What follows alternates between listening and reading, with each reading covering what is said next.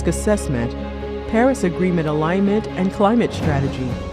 Offering trainings on climate risk assessment, climate strategies, and adaptation. Supporting events and partnerships to the international agenda.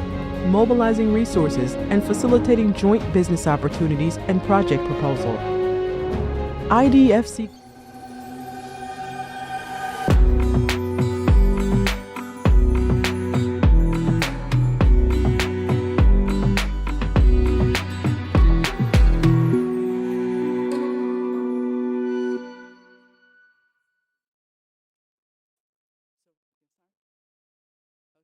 Good morning.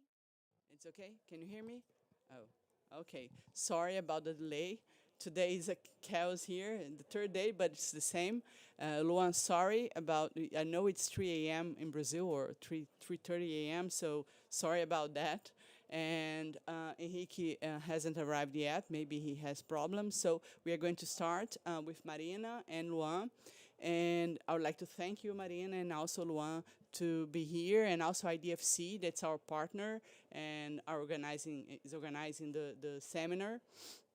And our main goal here is to discuss basic nature solutions and carbon market, the voluntary carbon market growth in Brazil, now that the law for the carbon market is almost approved. So we are foreseeing a growth in the perspective for the voluntary carbon market, and we have lots of solutions in Brazil, and also especially in the global south, that we have great potential in providing nature-based solutions to contribute to the world climate goals. Brazil and Indonesia alone have 50% of this potential. The international carbon market, with the Paris Agreement Articles 6.2 and 6.4 regulation, can make this the potential a reality. So here today, we aim to discuss the possibilities in Brazil about the carbon market and nature-based solutions. And we'll start with Marina talking about Regreen. She works there. She's a lawyer and very experienced lawyer. And she now joins Regreen. It's a new company in Brazil, but with lots of projects, and she's going to talk about that. And after we have Luan, and Luan is a representative of ILAC. That's a group in Latin America and Caribbean that discuss carbon market for the region. So I pass the floor to Marina, and then we're going to discuss and have some questions afterwards. Thank you very much.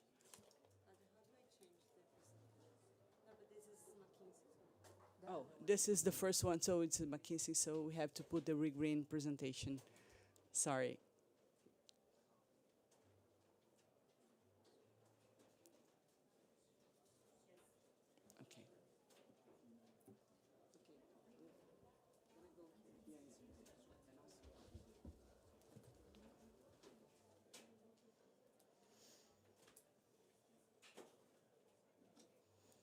Hi, everyone. I think, can you hear me all? I'm assuming yes. So, hi, nice to meet you all. My name is Mariana Barbosa. I work at Regreen. I'm currently acting as Legal and Institutional Relations Officer. And my role today is present you a little bit more about Regreen. Let me see if I can just change here. I think it's not working. Okay. Okay. So, Regreen is a Brazilian company. We were founded in 2021, and we are working on large-scale restoration projects, both in the Amazon and Atlantic rainforest in Brazil. Our goal is to recreate tropical forests as well as protect and restore biodiversity. I'm going to talk a little bit more about where we're going, and then I want to take a few minutes to also present where we already are at. So what have we been developing on the past 20 months? So our goal is to restore 1 million hectares of tropical forests in Brazil. Brazil has a potential of 20 million hectares of degraded land or more. So that's where we see a lot of potential and opportunities in Brazil. Our goal is also to capture 15 million tons of carbon and also derive positive impacts in terms of social and biodiversity impacts. I want to just talk a little bit more about scale here, because for us it's a key message. So when we talk about scale, we're trying and we're working to have more efficiency in restoration in Brazil, and then also drive economic and financial return, making the activity itself scalable and sustainable in terms of financial returns. And that's in itself would allow us to restore more land over time. We are currently working on two financial incomes, so carbon credits, as Claudia was mentioning. That's where we're joining the climate solutions and restoration, which is not a new activity itself. It's something that in Brazil has been developed over years actually, but more in a specific small scale activities for legal regularization and not for economic return. So I think our key innovation here is looking at is restoration as a way of generating financial income. So carbon credits one way. We're also looking at silviculture for native species. So that's another thing. We have Brazil is a leading country in terms of exotic species silviculture. So a lot of pinus, eucalyptus. So we're trying to employ a lot of research and development and also develop the silviculture of native species as a way of promoting restoration. Our goal is to have one cycle of silviculture in part of our portfolio, not all of the properties. And as this, like kind of generating more income with the property and allowing restoration for other properties. We're working with 15 species for silviculture. So it's kind of also a way of working with bioeconomy. We also believe in the potential of generating social impact. So we have a lot of studies in Brazil demonstrating that we can create over 42 jobs for each hectare of restored area in Brazil, 2 hectares of restored areas in Brazil. And that comes pretty much from collecting seeds in native forests and also for the seedling itself, like for generating the seedlings. We're also trying to generate positive social impacts through the property. So a lot of the properties we can also have, for example, acai extraction and other type of sustainable livelihoods. So that's one of the things we're looking at, not only to generate income for Regreen, but especially to generate positive impacts for the communities living around where we're acting at. And also in terms of biodiversity, so when we're choosing the land that we're gonna be either purchased or gonna be working as a partnership, we're looking for lands where you can have also increasing the biodiversity protection. So we can find, for example, when you're looking at the map, we manage to choose properties where the restoration itself can lead to 100% of reversion of the biodiversity loss risk for a specific species. So that's key for us when we're looking for the properties that we're gonna act on. But instead of only talking about what are our goals, I really wanna take the chance here to present where we are right now, because I think we have achieved many things over like 20 months of work since 2021. So the company was founded in 2021. In 2022, we got our first financing. So we got like our Series A. We were able to launch $80 million. And that actually allowed us to start working on 3 main things that are key for our business model. The first one, we acquired this native plant nursery in Brazil, which is not only key for our chain itself, so we're generating part of the seedlings that we're working on, not all of them. I think it's important to say that most of the properties that I'm gonna present right now, the ones that we're already working on, we also purchase a lot of the seedlings of the seeds from local nurseries, but bioflora is for us a key issue to develop the native species silviculture. So we have a lot of R&D to be developed and how we can create like clones and things like this, but also to have other types of techniques to improve the generation of the seeds itself. So I think that's key for us, and it's located in Piracicaba. We are already producing 3 million seedlings per year, and our goal is to produce 8 million. And we have invested a lot on machines, laboratories, and these kind of things. So that's another picture of bioflora. It's beautiful. If you ever come to Brazil, it's amazing. So that's one of, let me see if I can get back. So that machine over there, that was a key development as well, because before we had all the plants and now the seedlings came in on plastic, and now we have this, which is a biodegradable paper pot. And actually that, in addition to the environmental impact, it also allows us to gain productivity and scale when planting the trees. That's our first project. Ouro Verde is located in the Atlantic rainforest in Bahia. The south of Bahia is considered a high spot of biodiversity. So a lot of the restoration movement in Brazil is starting in the south of Bahia. So that's very significant as well. It's very symbolic. It's very close to where the Portuguese arrived in Brazil. So not only has a lot of biodiversity perspective, but also in terms of like reforesting what has been degraded since Brazil and the Portuguese arrived in Brazil. That's also key for us to have the symbolic and perspective for the project. We already concluded this restoration, so we're waiting for the plants to grow. It's a property of 700 hectares, and we restored over 300 hectares with native species. This is the first one. We also have part of the property being developed for silviculture, and it's going to be a good way of seeing how this is going to be. Our goal is to have like the species and the trees with the same quality of a primary forest. Also as a way to reduce the pressure over primary forests in the future.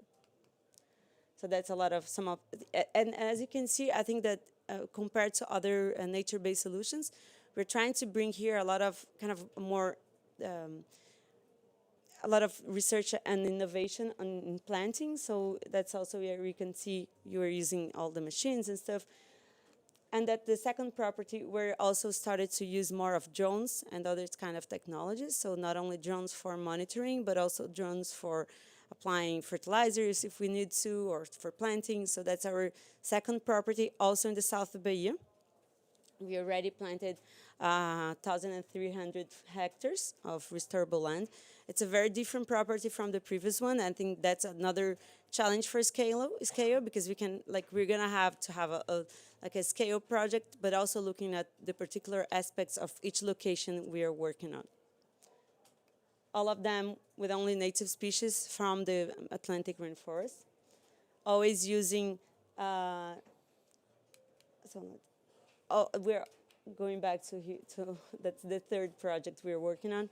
But I think it's important to say that we're also always looking for local workers and also local suppliers of the seeds, the seedlings, and everything else, because our goal is also to kind of help developing the property, the project, and the region itself. So the third project we're working on, I think that's our first entrance into the Amazon. It's located in Maranhão, right close to Pará, as the area that was first deforested from the Amazon rainforest. It's the Amazon biome. As you can see, it's a very large property, 18,000 hectares, out of which we're reforesting 9,000 hectares. From what we know, and of course there is little data about it, but from the things that we've researched so far, it's probably the largest continuous restoration project in Brazil and probably in Latin America. So there is it's a big challenge in itself. We already started reforesting this area. But I think here it's also important, like from a social perspective, we're also working with the local communities. They get into the property to extract acai and other bioeconomies.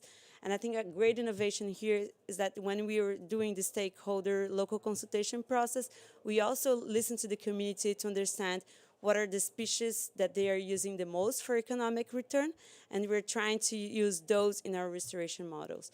Of course, we have to do the measurements between like how much carbon they store and these kind of things, but that's where we're looking at. We're trying to listen to them, seeing what are the ones that they're using the most, and trying to include those in our restoration models.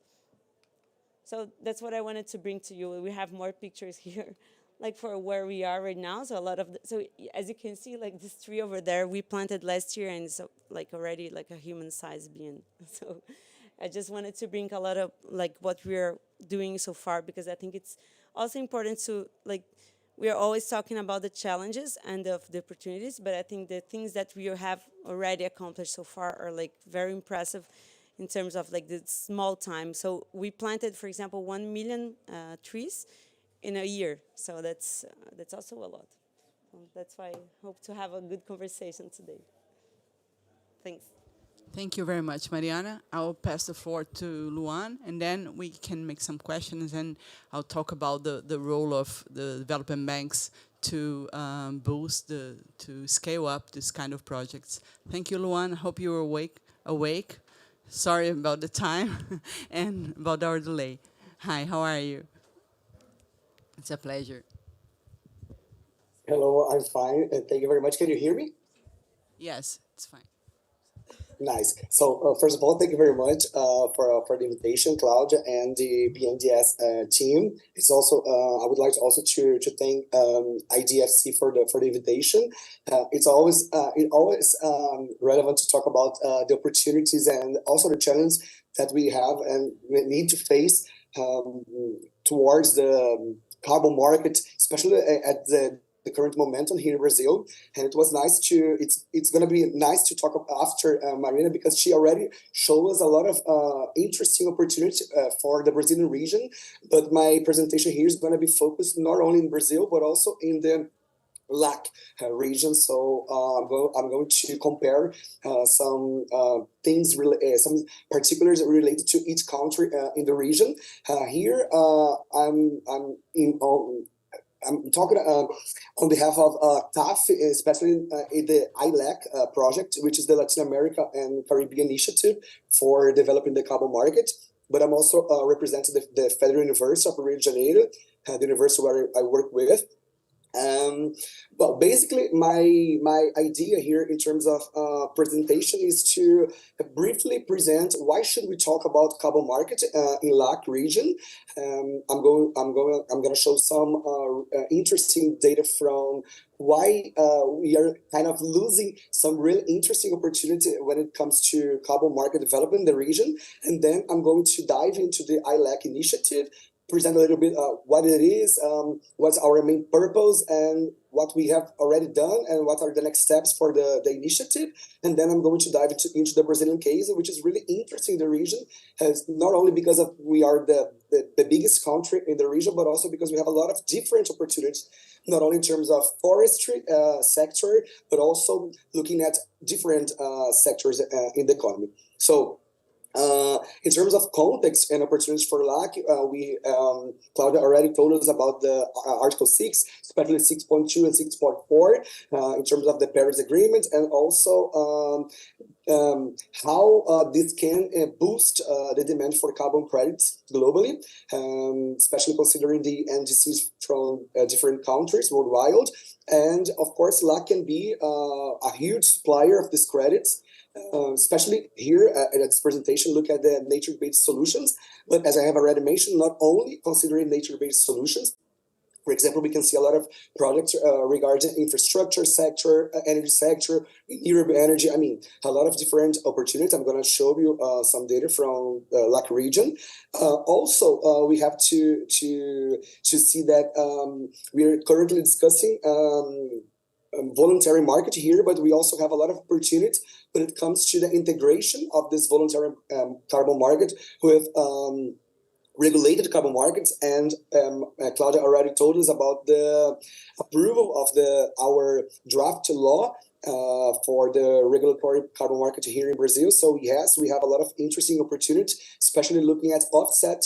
And we can see, as I have already mentioned, forestry opportunities in the forest sector, climate smart agriculture, renewable energy, and also blue economy, which is really, I would say, really interesting and opportunity here in Brazil, especially. And also BNDS is already have a lot of discussion in terms of how can we develop this opportunity here in the country.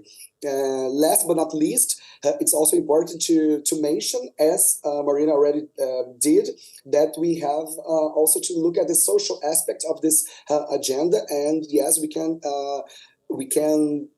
sort of develop interesting social opportunities as generating jobs, creating sustainable business cluster, attracting technologies, and also it can be a way to catalyze national and also international private capital. So all these contexts bring us a really interesting momentum, I would say, and also environment.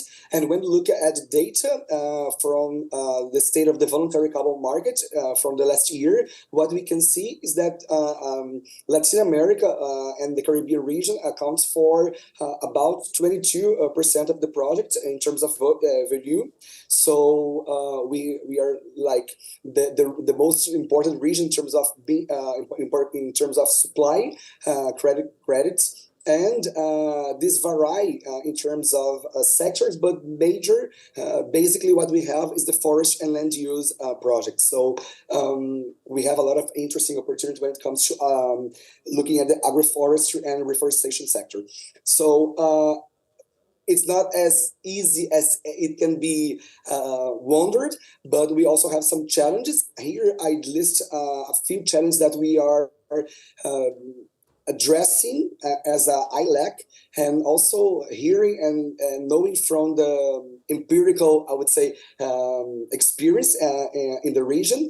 The first one is that we are considering the creation, the development of a Latin American carbon market in the region. So what we have here is kind of some challenges related to think about this regional market, but also think about the local and regional markets that are already being discussed and developed in each country. So how can we combine this integration? It's not easy. So it's, I would say, one of the biggest challenge we are facing. Also, because we understand that we have different side of the markets, especially looking at the size of the countries, for example, Brazil and other countries in the region.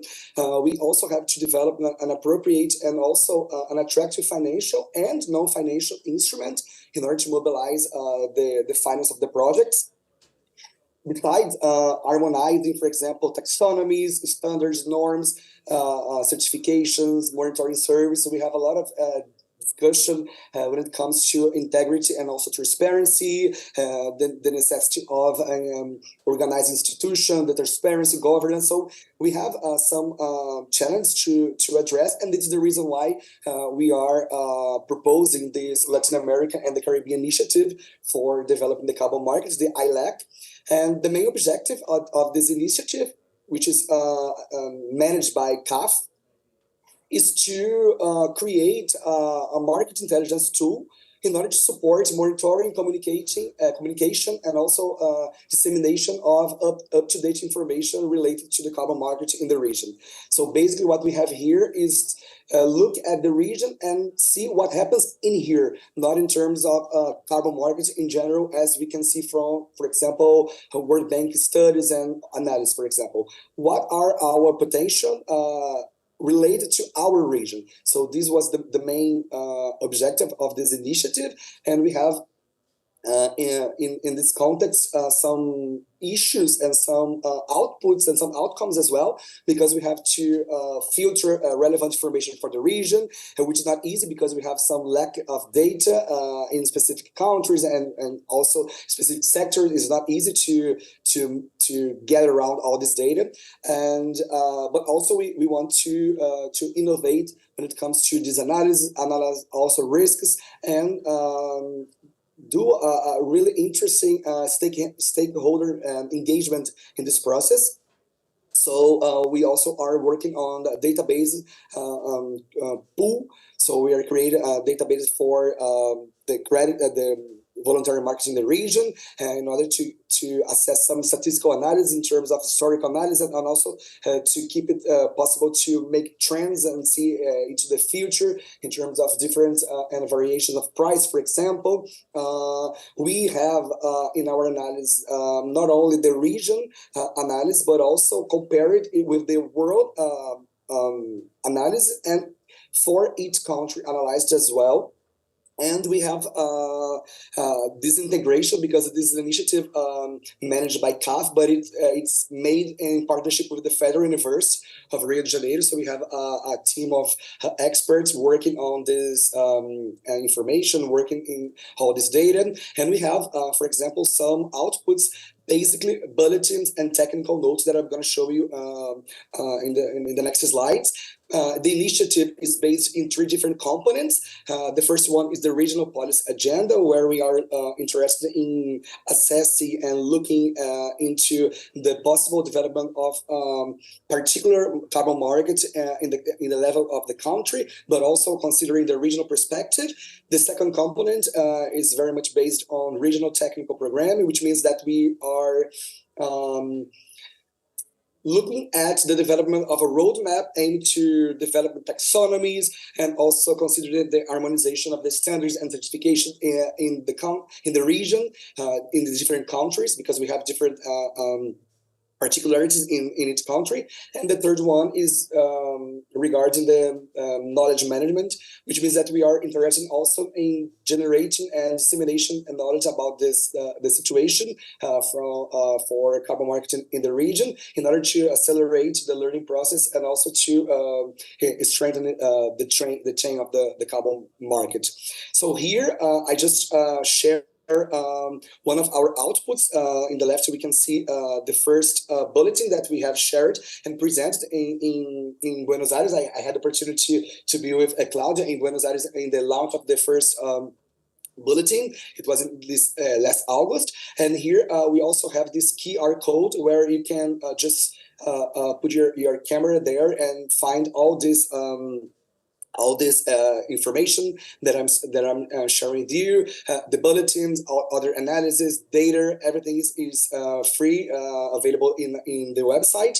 And basically, the idea is to ILAC being an intelligence tool for supporting the carbon market development in the region. I would highlight that these documents are all available in English, Spanish, and Portuguese. So the idea is to spread the word and some data just to have an idea about what kind of assessment we are doing. Is this kind of information where we have the volume of carbon credits in the region, divided, split into countries. And it's interesting to see that, for example, when we look at the share, Brazil is the highest. So yes, of course, we have to dive into the Brazilian case. Almost 42% of the credits come from Brazil in the region, and very much based on nature-based solution. But when we look, for example, to other countries, for example, Chile and Argentina, we see that nature-based solutions are not the major credits, but they are very much focused on renewable energy. So we have different sectors. It creates, I would say, an interesting opportunity when it comes to the supply in the region. Not only focus on a specific sector, but we can use different sectors in the economy, considering different countries in the region.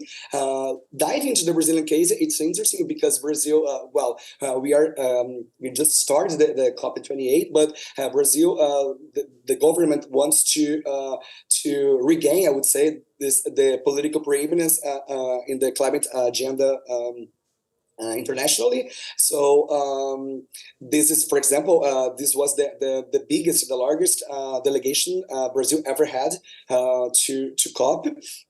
Also, it's important to highlight that the data that we have dropped the rate of deforestation in the Amazon about 22%. So this data comes from the National Institute for Space Research. It's also interesting related to the agroforestry and reforestation agendas. And as Claudia already mentioned, we have the approval of the draft bill, the PL 412, Projeto de Lei 412, which is, well, we have a lot of work to do, but at least we have something more concrete in terms of the next steps. Unfortunately, agribusiness sector is not covered, which is an issue. But we are currently discussing and defining the legal, regulatory, and also the governance aspect. And finally, it's important to also address that this draft bill is about the regulatory market, but we also have some possible connections when it comes to the voluntary market. It's already considered in this draft bill, so we have a lot of opportunity, and the ILAC wants to address these opportunities not only looking into the Brazilian case, but considering its potential and relation to the other countries in the region. So from my side, that is, and I'm open to the discussion that are going to take place. Thank you very much. It's working? Yes. Thank you, Luan. It's a pity that Henrique could not attend because ILAC is one of the initiatives. We have the voluntary market initiative that McKinsey takes part. BNDES takes part both in ILAC, and also we are supporting this initiative. We think that has a voluntary market, very transparent and with good projects. It's very important to boost this kind of project that could reduce emissions in the world very fast and with low cost. So taking the opportunity to join the panel with multilateral banks and also development banks, it's very important for us to provide finance or even collaterals for this kind of projects. That's why I'm going to start the questions to Marina, because there are some important advanced development that our banks has to have to support this kind of projects, because they are new and we are used to finance infrastructure, finance industrial projects, but not forest projects. So BNDES has experience, but we have to be more flexible, accepting new collaterals as contracts, carbon market contracts, long-term contracts, and also when this market is developed, it's going to help us to finance this kind of projects, all the development banks. And also think about like the Green Climate Fund and other funds to provide guarantees for this kind of projects. So Marina, I would like to ask you some questions. And as pioneers in the reforestation sector, what challenges are you now facing, such as corresponding adjustment of Article 6.2 and project financing, provide guarantees, technical bottlenecks, carbon storage risk, insurance? What kind of bottlenecks are you overviewing in our sector to assess new projects and finance? So I will start saying that I think as a new company in a sector under development, I sleep every day with challenges and opportunities itself on the other hand. So I think I could name several, but I would start saying that I think, in my opinion, the first, and not only looking at regreen, but looking at the sector in general, like going to large-scale restoration projects, which is a sector that is being developed in Brazil. I would say that one of them is how we frame risk, because I think every time we're discussing financing or like a commercial initiative, the players are used to discuss the risk of not developing the project. Like underperformance of the project is a risk that is on the table every day. So that kinds of affects guarantees and other parts, collaterals, anything. But what I don't see on the table is like the risk of not having the project at all. So like the risk of an action, not having action on climate change. So we already have the numbers. We know, for example, from Deloitte that can cost us like $178 trillion. We know from Stern that can cost like 5 times more than acting on climate change. But I think it's a very hard equation on how to bring to the table, because that's like a broader risk and it's something that is going to cost everyone. So it's very hard to bring to the table when you're discussing guarantees, financial assessment, or commercial assessment. The risk of the project not existing at all, like what happens if Regreen, Mombach, Biomas, and all the other large-scale restoration projects in Brazil stop existing? That's never on the table. So I think that actually leads us to a risk assessment that's real, but also unreal, like to the sense that it doesn't cover the actual sense of the climate risk and climate crisis that we have nowadays. So I think that's challenge number one. And I actually don't have the answer. Like, how can we bring and how can all the players kind of put into their equation the risk of not acting on climate change at all, or not working on climate solutions? I think that's a very hard question, but I think that's something that we need to address every time more, because we're running out of time. And then if we take like so much time discussing collaterals, and those are important things. I don't want to say that this is not important, but I just feel that this risk is not being considered. So I think that's number one. I think the other thing is what we were saying, like the type of guarantee we were discussing, those are sometimes, or collaterals or other type of financing, those are sometimes not, I think that the players need to understand better our sector. So what are the actual risks? What is the risk of a project like a restoration project? If you do the planting okay, what is the risks of the trees taking longer or not so longer, like we're talking about force majeure and these kind of things. So I think we're still looking at but when we shifted to guarantees, we're still looking into financing.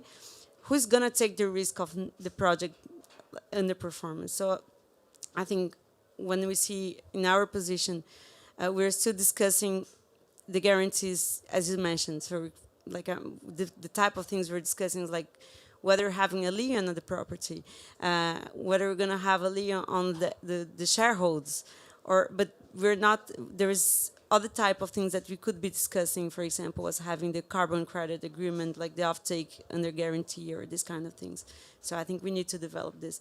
And then I would say the third one is often I see, especially in Brazil, people going for companies like ourselves or other large companies and putting on us the weight on developing the chain.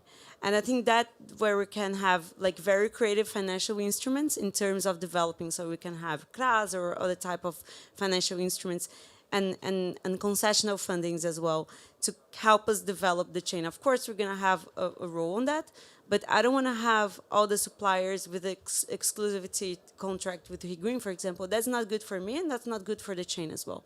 So I think that we have to start thinking more creatively in terms of financial instruments to develop the chain. And as a last thing that's often on the table when we're discussing guarantees and commercial agreements is how I think it's clear to us that it's going to be a connection between the regulated or like mandatory carbon market and the voluntary market.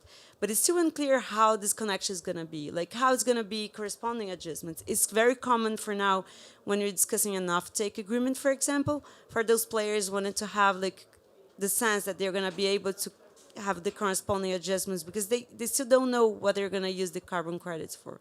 So there's still a lot of uncertainty. And whenever you have uncertainty, that leads to more expensive money, that leads to more expensive financing. So I think it's important that we start like reducing those uncertainties, how it's going to be the connection between the markets, how there are many developments there, how the voluntary market is going to be claiming the carbon credits. That's another thing. Like, are we still going to be talking about compensation or are we going to be talking about financing? So it's all those claims over carbon credits, that's kind of another zone of uncertainty that's still kind of challenging how, because they're talking about like projects of long-term projects. Our projects last for like 50 years minimum, and then we're talking about permanence.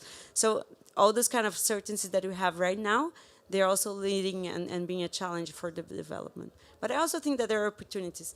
So we have now in Brazil like a government that is looking at this. So we have BNDES, we have the ecological plan, transformation plan. We actually see that there are a lot of initiatives. So I think it's important to choose those challenges because I think we have a political and economic scenario that can enable us to overcome those challenges. But you have to act together. We need to be like very precise on choosing those and acting forward. Thank you, Marina. But despite the carbon market, I think we have to, as banks, discuss how to see these projects as infrastructure in the past, how we start working with project finance, etc. So we have to do the same with this, because the planet needs reforestation. So we have to boost and we have to scale up this kind of projects. Luan, I'm going to ask you a few questions because we don't have much time, but I think it's important to hear from you as a part of ILAC, and we could, as CAF is a member of IDFC as well and other banks, what is the structural challenge to scale up forest restoration in Brazil and Latin America?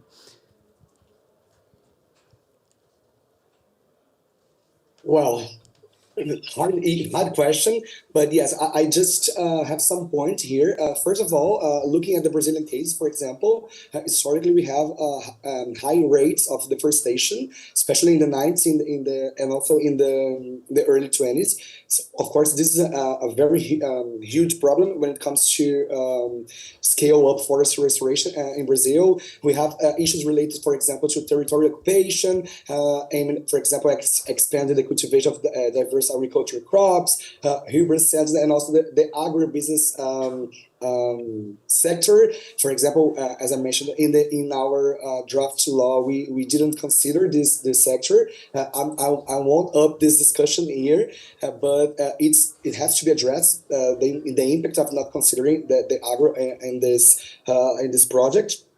I would also highlight, for example, other issues.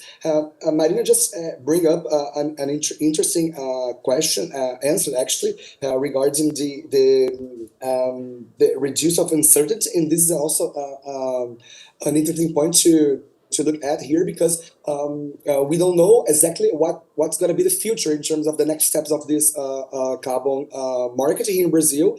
Of course, we have a very much an open government here, so we expect the best for the development and also at COP28, but we don't know exactly. So we have a lot of uncertainty here, and uncertainty means risk.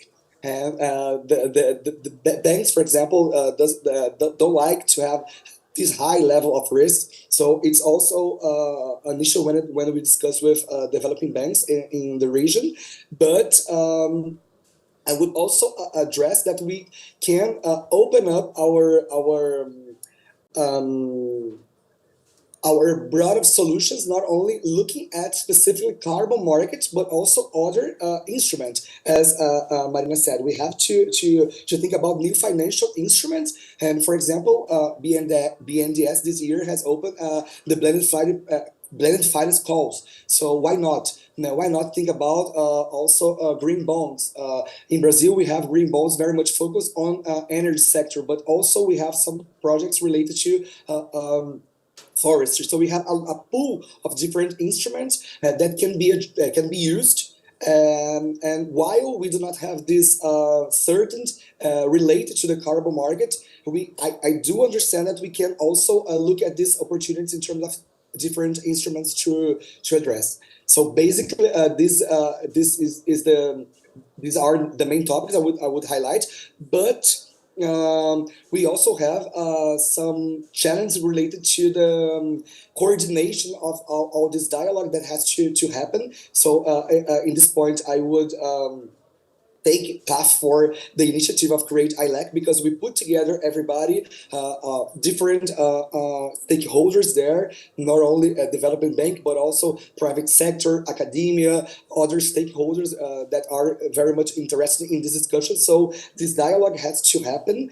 And also I would highlight the offer of training in this discussion because we see that, for example, we have people that understand about the environment and climate aspects, but they don't understand about finance, and the other way around as well. We have people that understand about the finance and economics, but when it comes to understand environmental issues, GHG emissions, they don't know almost anything about. So how can we address and how can we train and develop professionals and also companies that understand both sides of the issue? It seems like it's not, no, everybody knows about, no, it's not the fact.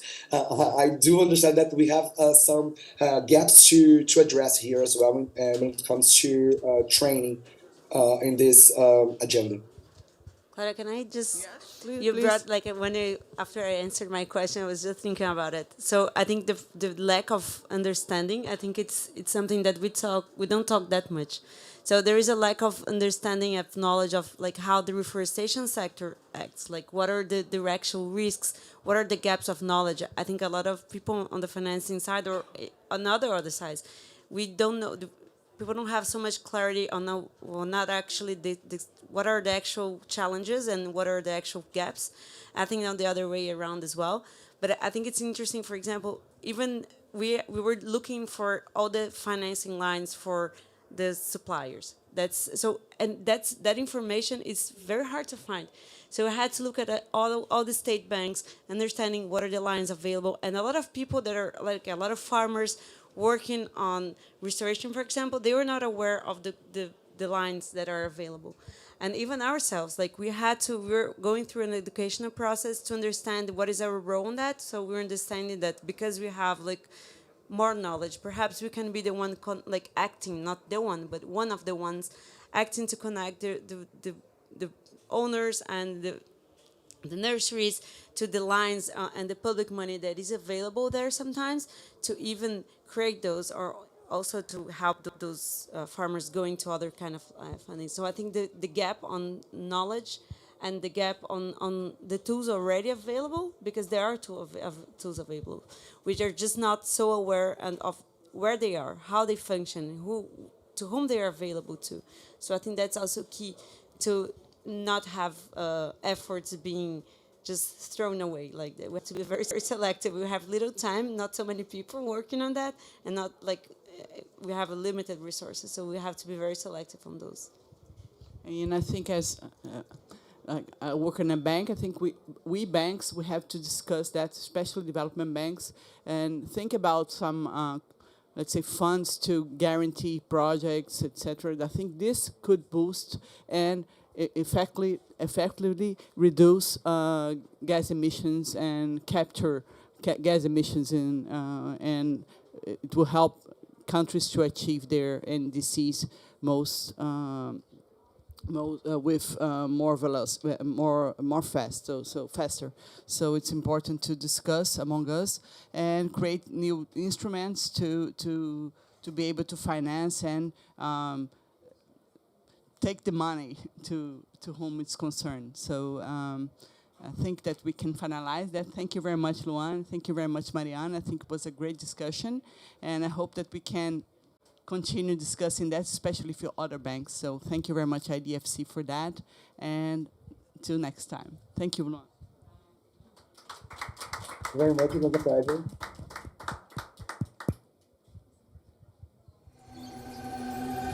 Tchau, Luan. Boa noite. Tchau. Boa noite. Bom dia aí.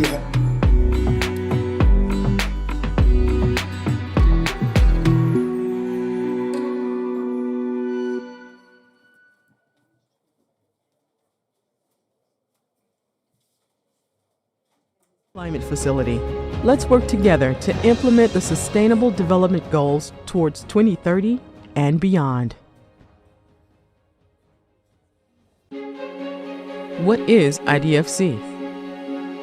The International Development Finance Club, created in 2011, is a network of 26 public development banks. Our mission? Speaking with a common voice, to leverage a greater impact in major international debates, and to contribute to the implementation of the SDGs, the Paris Climate Agreement, and the Kunming-Montreal Global Biodiversity Framework. Our goals? Knowledge sharing and capacity building among the IDFC institutions, enhanced collaboration between members and partners, and pursuing advocacy on the role of public development banks. How does it work? All year long,